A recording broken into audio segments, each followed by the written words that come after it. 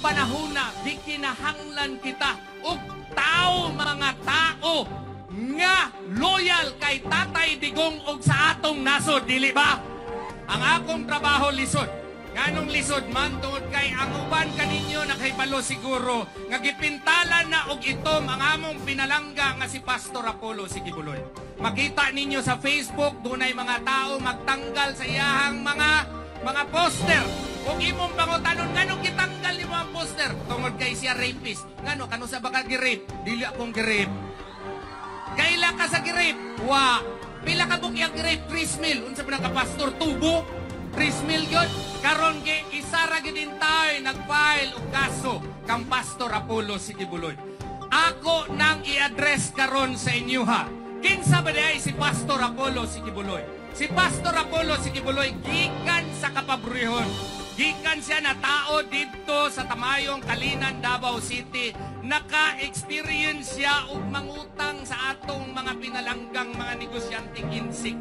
Kay kinilagi siya gikan sa Kapabrihon. Apan tungod sa iyahang pananampalataya, tungod sa iyang pagtuo sa labaw nato nga creator, no? Naninguha og nag-eskwela, nahimo siyang scholar, nahimo siyang ministro og nakatukod og usa ka religious organization in 1985. 15 lamang sila ka miyembro kaniadto, but now they are more than 7 million people, members present in 2,000 cities and 200 countries. That should speak a lot about the person that I am representing here, ladies and gentlemen. Ngano man nga initan siya. Initan siya tungod kay siya tinuod nga amigo. Nagkaila siya ni Tatay Digong niadtong Vice Mayor pa si Tatay Digong. Nahimong mayor gitabangan na sa among palanggang Pastor Apollo Sikibuloy. Nahimong presidente, kinsa man day ang nagsuporta, di ba ang SMNI? Ang SMNI gitukod na ni Pastor Apollo Sikibuloy. Dunay mga TV stations, dunay radio stations sa tibuok Pilipinas. Duna siya'y mga korporasyon usa ni ana ang among eskwelahan JMC nga mao karon isa na pod nga inila nga eskwelahan sa tibuok Pilipinas. Tungod sa iyahang pagkaloyal sa iyahang amigo, nakita sa mga kalaban sa politika nga gikinahanglan daoton si Pastor Apollo Sikibuloy tungod kay ngano kung magupok nila si Pastor Apollo Sikibuloy nagtuo sila nga ang gripo kuno sa suporta mahunong na. Mao kana mga kaigsuunan nga ang pinalanggang pastor hihimo ng rapist. Pero klaruhan tamo sugod. Duna ba'y rape nga pati gani ang gising nga pantiwa nga kitaan? Duna ba'y rape nga pati gani police blatter wa? Duna ba'y rape nga pati medical certificate wa? Duna ba'y rape nga pati ang pizza wa na sa kainumdom nag-usap-usap na? Duna ba'y rape mga kaigsuunan nga 2014 kuno siya ni rape ni gawas siya sa KOJC 2016 ni pailog kaso 5 years thereafter. Unya, nagfile og kaso after na siya'y warrant of arrest. Naaba ko'y rape, mga kaigsuunan sa sugod, nga pati ang SMNI siradan. Karon ra ko kadungong ka nga rape, abogado ko, dean ko, law school. Pero naabay rape, pati ang ilahang mga pundo sa mga kumpanya nila. I-freeze ang pundo. Karon ra na sa history sa Pilipinas, nga himuon nimo nga dautan ang usa ka tawo tungod sa iyahang paghigugma sa iyang amigo, tungod sa iyang paghigugma sa iyang nasod nga Pilipinas. Mao gani makita nako sa Facebook, it bleeds my heart. Nga naman, wa sila kaila kang Pastor Apollo Sikibuloy. Wa siya kaila nga haskang daghana na niyang napaeskwela din na sa JMC. Wa siya kailan ni Pastor Apollo Sikibuloy nga kada dunay mga kalamidad siya mo una ug adto dito para sa pagtabang.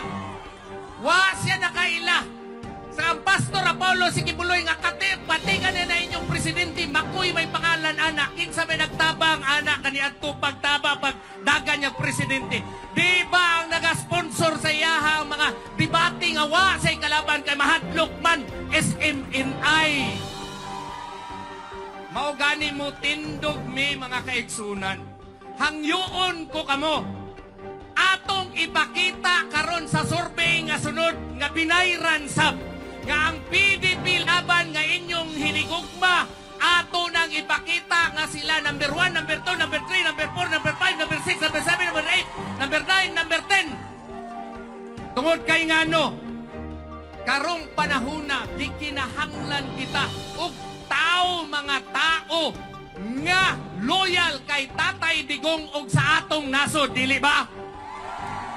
Tanawa nang sa pikas linya, kana tanan nagitoy-itoy na kang Tatay Digong karon kaniadto karon tuwa na pikas. Daghan ang nanagan nga itoy kaniadto kang tatay. Kung pwede lang muhalok sa lubot ni tatay karon tuwa na pikas. Mao gani na taga-sugod og taga-Leyte. Ang yuon ta mo, mag-vote straight na kita, wa na piyong-piyong pa! Duterte! Duterte! Duterte! Duterte! Unya, muingon sila, unsa man po himuon na ng pastor? Wa ba mo kabalo? Nastang daghanag degrees ni pastor. Daghana siya nahuman, daghani sa honorary doctorate degrees. Ang iyang plano mao kini. Naa siya'y Exhibit A, wa gyo'y korupsyon ang KOJC. Makita na siya ninyo. Gani, katong naglaban ko siya sa iyo na, dito sa Hawaii. Kay kuha man ang iyahang eroplano. Kay naalagi mga gusto siyang dauton, gibutangan og daghang kwartang eroplano. Niadto ko dito lupad. Paglupad na ako dito, naghimo kog suwat. Hala, ning tuo nga po mga Amerikanos ko girelease ako ang eroplano. Okay. Karon nalipay si pastor, di pa suroy-suroy ko niya dito sa iyahang mga properties, Las Vegas, dito sa California, dito sa ubang mga lugar. Kada state na sa propriedad pero wa gyoy isa sa iyahang pangalan. Mao kana si Pastor Apollo si Kibuloy kung gusto niya o kadato duna na pero matingala ka ngano basig isawa siyang pangalan. It speaks a lot of the character of this person. Mao gani, he wants to be the main warrior against corruption. Tungod kay ngano mga kaigsunan, ang korupsyon sa atong nasod kanser na. Karon ang mga uplok ni nas Kongreso dili na maghisgot og milyon, binilyon, trilyon na. Mao gani nga gikinahanglan nato si Pastor Apollo si Kibuloy og gigiyahang mga kauban. What will he do? He will amend the Ombudsman Act, mag-create siya og balaod nga dunay Truth Commission. Kining Truth Commission mo tan-aw sa kada transaksyon sa gobyerno og iyahapong siguraduon nga ang threshold sa plunder law maubos na. Karon 50 million man, imuon yang 1 million na lang para makurat-kuratan ng mga kurakot sa gobyerno. Unya gani, kung pwede pa na paubusan, iyaha ka nang i-propose po sa ihang mga kauban nga at sila Attorney Vic Rodriguez. Unya gusto po niya, he will make it a law. Imuon niya balaod nga kung doon na kay nahibalaan sa pagkurakot, no? Whistleblower Protection Act para sila maprotektahan. Unya gusto po niya nga kanang bank secrecy law i-amend na pati nga foreign currency deposits iyahanang ipa-open kung dunay investigasyon. Ang kasing-kasing po ni Pastor, gusto doon na mo'y trabaho. Unsa ba ihangimon? He will amend Republic Act 10869 nga ang mga walay trabaho mga kabatanunan hatagan na og tsansang makatrabaho pinaagi sa paghatag og tax credits, tax exemption sa mga korporasyon nga mohatag og trabaho. Ang agrikultura gusto niyang musaka because we are an agricultural country.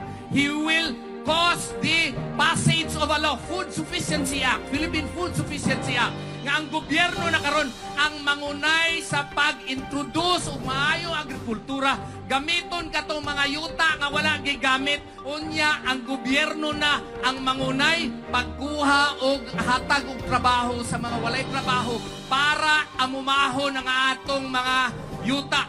Og katong mga mag-uuma nga gusto gyud nga muuma, kinahanglan ni ining balauran ni suportahan sila fertilizer, suportahan sila og ilahang mga pakinahanglan og mo harvest na kabalo mo.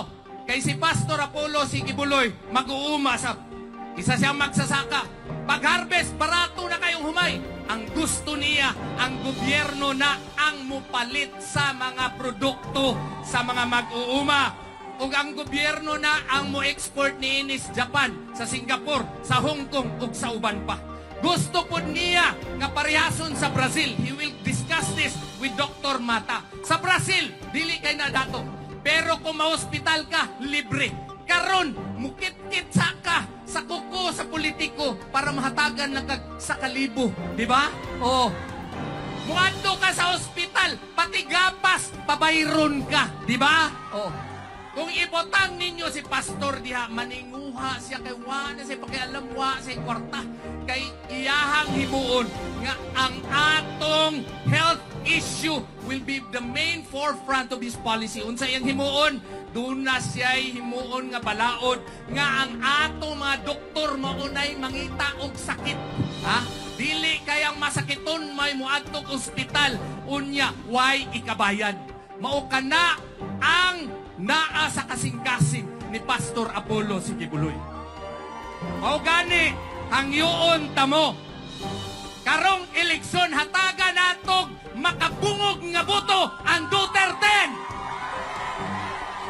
Unya, so good. Na ako'y technique sa inyo ha. 2 minutes na lang yun. Ha? Di ba? Napulo na sila maglisod mo og memorize? Na ay technique. Ha? Sunod mo sa ko. Kapalo mo liron-liron sinta. Okay. Yan ha. Ang kanta ha. Marki, marki, batbong. Hero sa Malabon. Marki, marki, batbong. Hero sa Malabon. Marke, marke, batbong, hero sa Malabon. Marke, marke, batbong, hero sa Malabon. Ato ang i-translate. Marke, marke, Marcoleta. Kibuloy. Oh, marke, marke, batbong, Bato de la Rosa.